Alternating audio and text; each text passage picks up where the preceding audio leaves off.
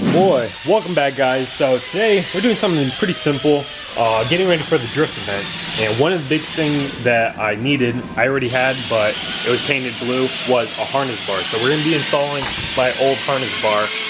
Got rid of the blue, painted it black, as you can see here. And it was my fire extinguisher mount as well as holding my harnesses.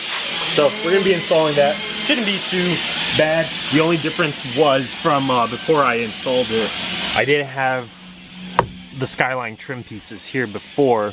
So the only thing is, I'm not sure if it'll be able to fit with this. We might have to cut this, or I was also thinking maybe trimming the back section here. That way we don't have to do a big hole here and it'll just be a little slice there. So this right here, you can just buy it off of Amazon. It's like $120, I think. You could buy it any color. This was blue. I bought it for like 60 bucks, so that was a good deal for me. And I actually wanted it. All right, I'm gonna need 2 hands for this just so I don't like mess up the paint and all that. Let's put this on the inside. Like I said before, this is a universal harness bar here, so the good thing about it is that you can actually adjust it from up top there, on the bottom here, as well as on the other side. Let me get my big self in here. All right, so now I could go ahead and start working on this. You want this to be the front section. This is a little bent, don't worry, it's not gonna come like that. This is more straight. I just have to bend that out. This is probably do it by hand. Oh, psych, gotta go to the gym. But, all right, got it closed. So, all we're gonna do is, since this was already mounted up for me before, I'm just gonna go ahead, line it up on the top first, and then I'll do the bottom last, since the tops are easier. And if anything, you could always just readjust it from the bottom, rather than having to figure out from up top here. I had to get my bolts. Then we'll get to screwing. You can actually use your OEM bolts. I was just trying to find, hey! This is my car wash stash. I found my other 2 bolts here. Now, we could go ahead and do this side. Well, good news so far. It looks like I might not have to do any trimming at all. I think the only thing that it'll probably do is compress and push against the plastic itself. But I don't think it's enough to where it would actually crack and break the plastic here. So go ahead, tops are all bolted up. I didn't tighten it all the way yet, just so we could have a little bit of play to move it up and down. Now we could go ahead and let me take these harnesses back.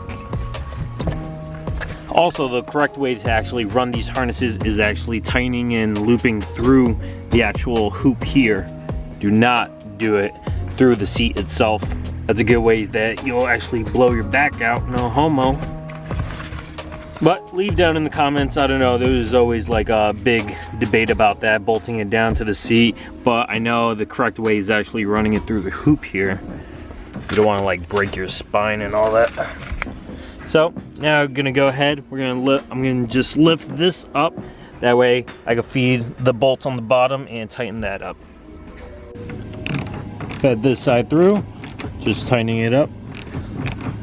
This side I'll be able to go ahead and just tighten all the way, and then do that side and tighten up the top, and pretty much good to go. And then mount the fire extinguisher. Just like that, it is all finished and mounted. What I do suggest, I know probably some people are gonna go ahead of me on this, but I do suggest that you actually mount this, because this honestly really isn't doing anything other than holding the harness and the fire extinguisher. But this should be going ahead against the metal, the frame of the car itself, rather than on the plastic itself. So what we are gonna have to do is, sadly, we will probably have to trim this. We're just doing this just for time's sake. Gonna have to unbolt this, put it underneath against the frame, and put the plastic up on top of it. But I figured I'd just show you guys a quick little installation of how the harness bar should be installed.